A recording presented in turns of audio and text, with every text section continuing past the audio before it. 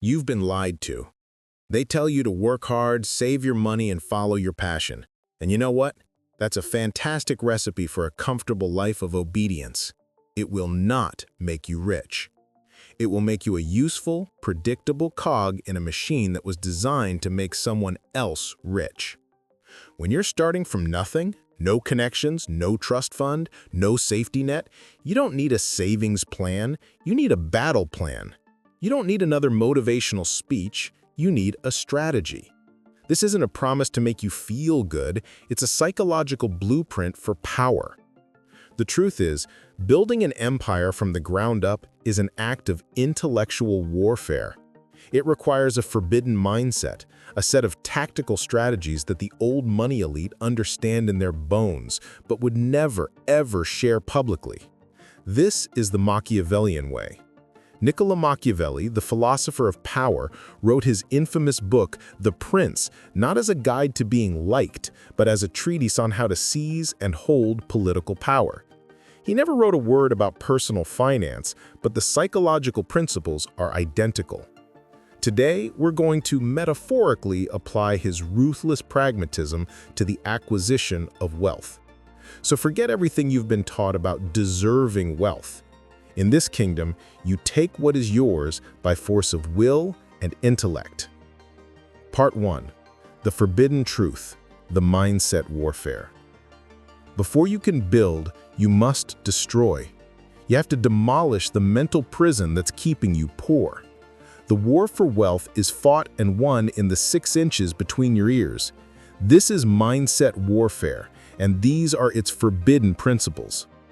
Principle 1. See the world as it is, not as you wish it to be. The first and brutal lesson from Machiavelli is to embrace what he called verità effettuale della cosa, the effectual truth of the thing. This means you must abandon all your fairy tale ideas about how the world should work and focus with cold, unblinking clarity on how it actually works. The financial world is not a meritocracy. It's a system of power, leverage, and information asymmetry. The most common lie sold to the masses is, follow your passion. This is a dangerous fantasy, especially for those of us starting with nothing. People who start from zero don't win by choosing what they love. They win by choosing where the money is already moving. They win by solving problems that people with money are desperate to pay for. The passion economy is usually a trap. It encourages you to monetize a hobby, which almost always puts you in a crowded, low-margin market. Your passion for baking cupcakes or handcrafting jewelry is wonderful, but it is not a strategic beachhead for building an empire. Passion is fuel, not a map. You need the map first. Let the strategy dictate your direction, and let your passion for winning, for freedom, for control be the fuel that gets you there. Once you're successful, you'll have all the time and resources in the world to pursue any passion you want. But in the beginning, your only passion must be the strategic acquisition of capital. Likewise, you have to purge the idea that money is the root of all evil. Money isn't moral or immoral, it's a tool. It's a form of stored energy, a stand-in for social power. A hammer can build a home or break a window. The hammer isn't evil, the user's intent is what matters. To see money as inherently corrupt is to subconsciously reject it. You'll sabotage your own efforts because deep down, you believe you're chasing something tainted. The Machiavellian mind sees money for what it is, the primary lever for enacting your will upon the world. It's freedom of time, freedom of location, and the freedom to protect those you care about. It is power, plain and simple, and you have to decide if you want it. Principle 2. Your identity is your most valuable asset. Here's a truth that will change your life if you let it. You don't attract wealth. You become the person capable of building and commanding it.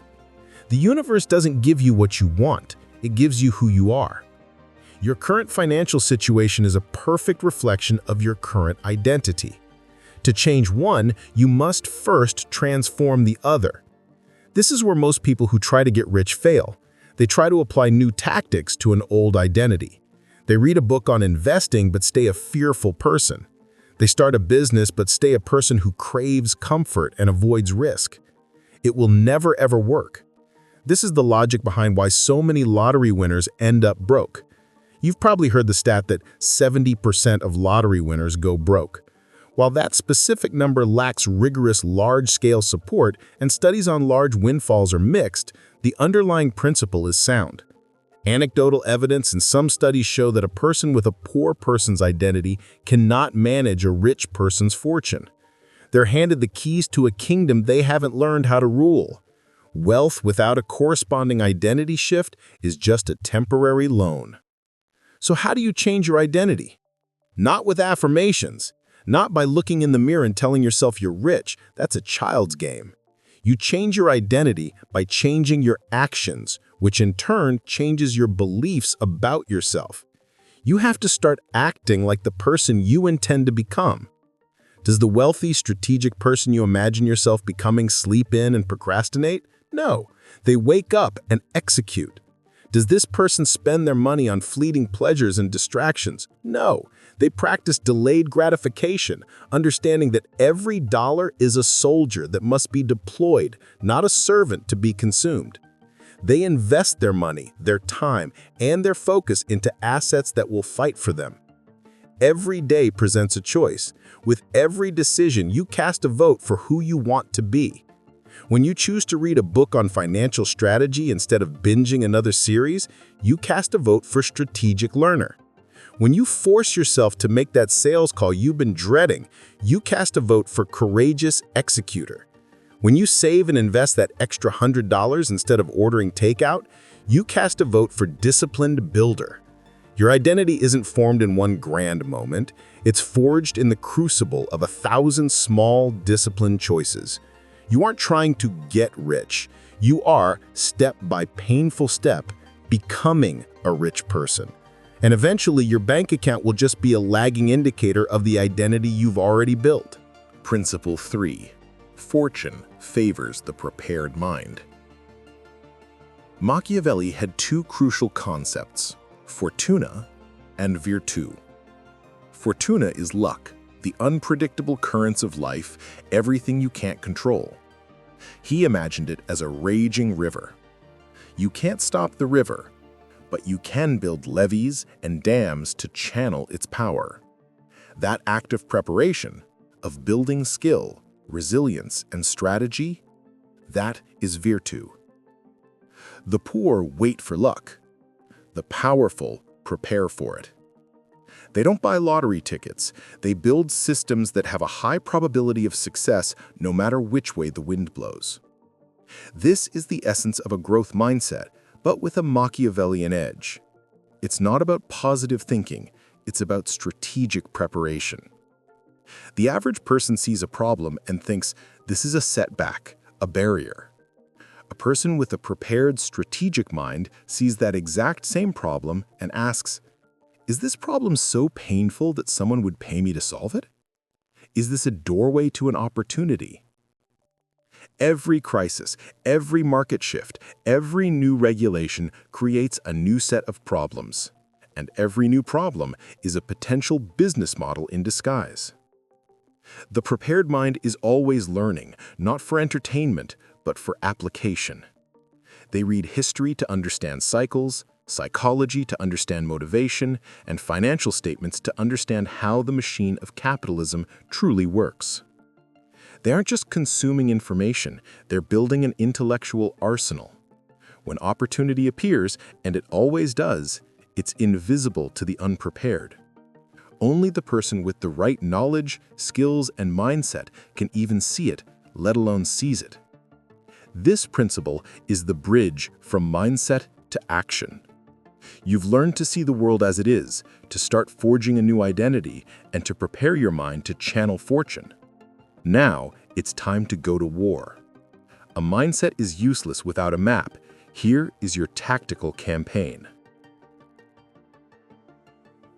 Part 2. The Tactical Campaign. The General's Blueprint. Welcome to the How. This is the general's blueprint, the step-by-step campaign for conquering financial territory starting from absolute zero. Step 1. Choose your battlefield, the science of where. A brilliant general on the wrong battlefield will lose. Your first strategic decision, the one that determines 90% of your success, is choosing where to fight. And you don't choose based on your hobbies, you choose based on a cold calculation of opportunity. Your mission is to find a battlefield, an industry or niche that meets 3 criteria: inefficiency, pain, and money. Look for industries where customers are complaining, where the technology is outdated, where the gatekeepers are slow and complacent. These are signs of weakness. These are opportunities. Look for sectors where new tech or new regulations are creating chaos. Chaos is a ladder. Think like a wartime strategist. Where are the supply lines? In our world, that means where is capital flowing? Is it pouring into artificial intelligence, renewable energy, healthcare for an aging population, logistics? Find the parade and get in front of it. Don't try to create a new parade from scratch. Your goal here isn't to find a lifelong passion. It's to find a problem you can become obsessed with solving. The passion comes from the process of mastering it and the thrill of winning, not from the subject matter itself. Trust me, you can learn to be passionate about logistics or software as a service when it's generating $1 million a year. The point of this first step is to position your efforts where they'll have the maximum possible impact.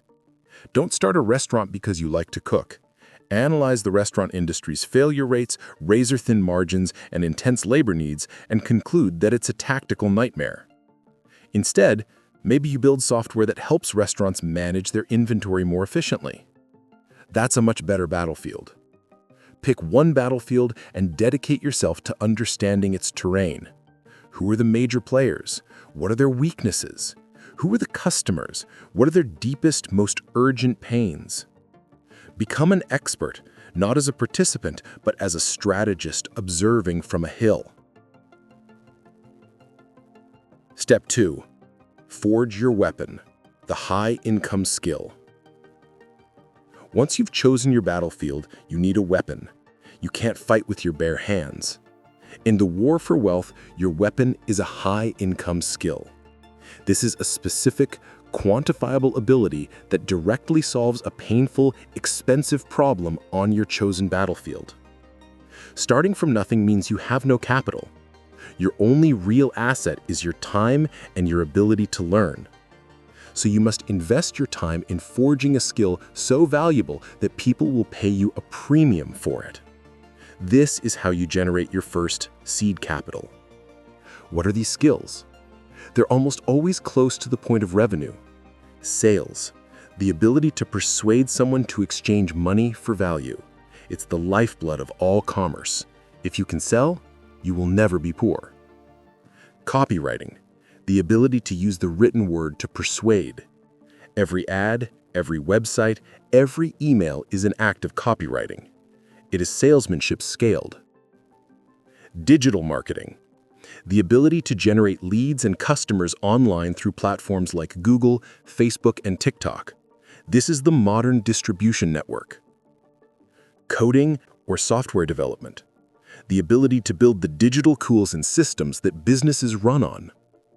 Deal making, the ability to structure agreements, negotiate terms, and bring resources together to create value. Notice what these skills have in common. They directly generate revenue for a company. They aren't administrative or support roles. Go to your chosen battlefield and ask, which skills are in the highest demand and command the highest fees? That is the skill you will master. Forget being a jack of all trades. You must become a master of one lethal weapon. Dedicate 6 to 12 months to becoming world-class at this one thing. Read every book, take every course, and find a mentor, and practice relentlessly. Your goal is to become so good you're not a commodity, but a strategic asset. This skill is your ticket into the game. Step 3. Build strategic alliances. The art of leverage. No empire is built alone. Machiavelli knew a prince's power was directly tied to the strength of his allies. In our world, this is the principle of leverage. Starting from zero, you have none. Your high-income skill is how you get it. This isn't about networking at mixers and swapping business cards. That's for amateurs. Strategic alliance building is about systematically providing value to people more powerful and successful than you. Your high-income skill is your currency. Find the key players on your battlefield, the business owners, the investors, the centers of influence. Then offer to use your weapon in their service, maybe for free or at a reduced rate at first. If you're a great copywriter, offer to rewrite a key landing page for a successful e-commerce owner. If you're a great coder, offer to build a small but useful tool for a tech founder you admire. You're not working for free. You are purchasing access. You are buying information, trust, and a relationship with your skill. This is how you build your web of influence. From this position, you begin to understand true leverage. Other people's money, OPM, is using investors' capital or bank loans to acquire assets far larger than you could afford alone. Other people's time, OPT, is hiring a team to execute your vision, freeing you to focus on high-level strategy. Other people's knowledge, OPK, is assembling a council of experts, lawyers, accountants, mentors who have already solved the problems you're about to face. This is also where we need to clear up the myth that the richest people never ask for permission. It's dangerously misunderstood. They absolutely don't wait for social permission to be ambitious, but they obsessively work within complex legal and regulatory frameworks. The difference is they don't see rules as barriers, they see them as the physics of the game. They hire the best lawyers and accountants, OPK, not to find illegal loopholes, but to understand the rules of the system so deeply that they can use them to their maximum advantage. The amateur avoids complexity. The professional masters it. Your alliances with these experts are non-negotiable. Step 4. Seize and fortify territory from skill to system. For a while, you will be the weapon. You'll trade your skill for money. This is the freelancer or high-paid employee stage. But you'll hit a ceiling because you can only work so many hours in a day. To build true wealth, you must go from being the weapon to owning the weapon factory. You must turn your skill into a scalable system. This is the leap from income to assets. This is where you seize and fortify territory. This means you have to stop doing all the work yourself. You must document your processes, create standard operating procedures, and then hire other people, leveraging OPT, to execute the system you built. If you're a copywriter, you start a copywriting agency. If you're a coder, you build a software company. You are now a general, not a soldier. Your job is no longer to fight in the trenches, it's to direct the troops and manage the supply lines. This is the hardest identity shift for many people. It requires you to let go of control, to trust others, and to elevate your thinking from technician to strategist. The business itself now becomes the asset. You're no longer focused on your personal income, which is highly taxed and limited.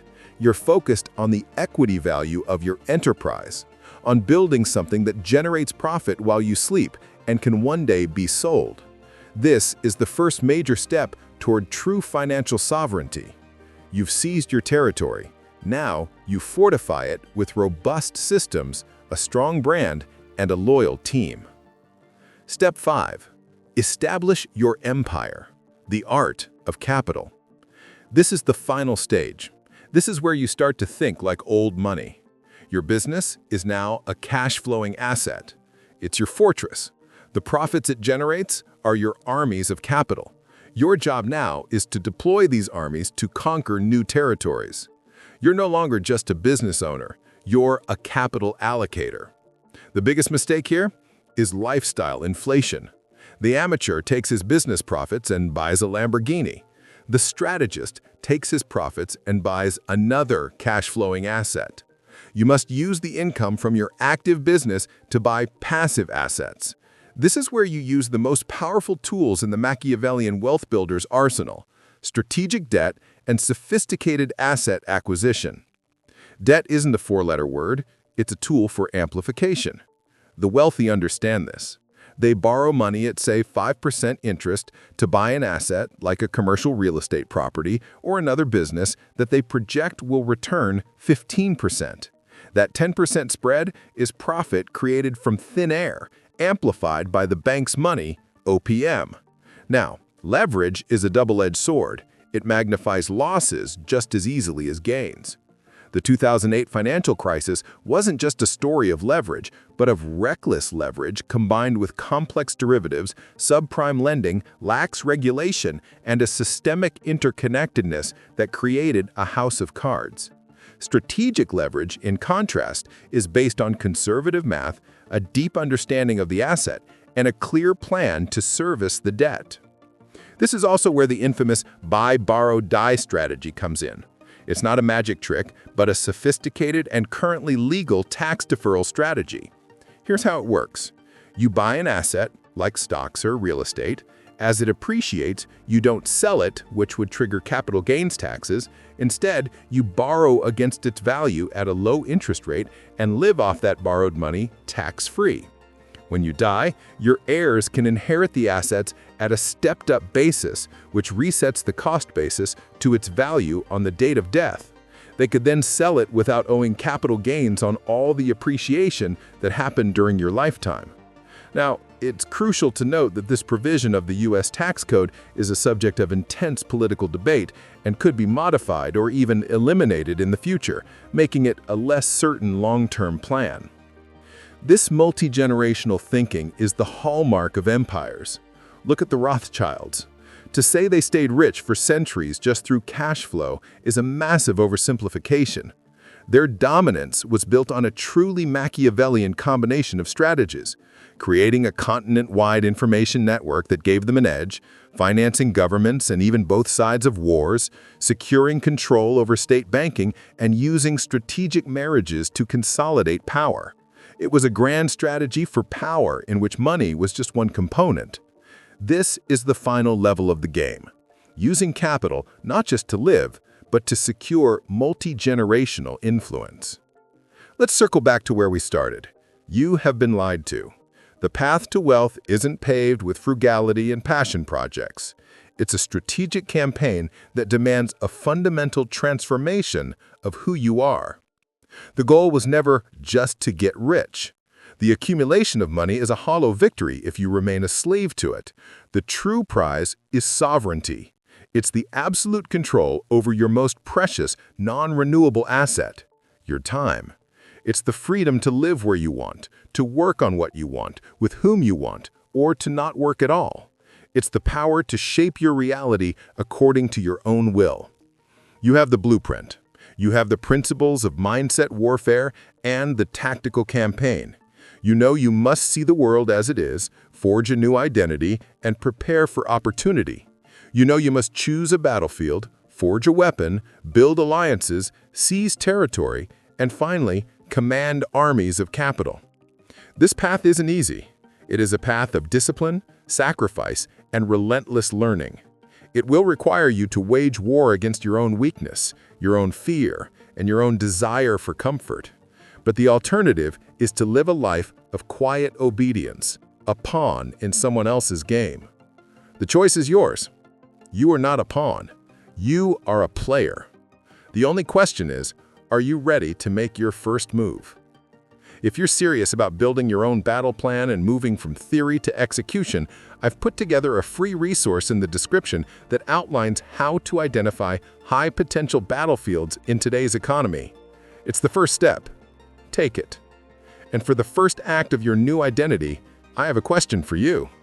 Comment below with the one battlefield you are committing to study this week. Make a public declaration. Commit to the first step. The war has begun.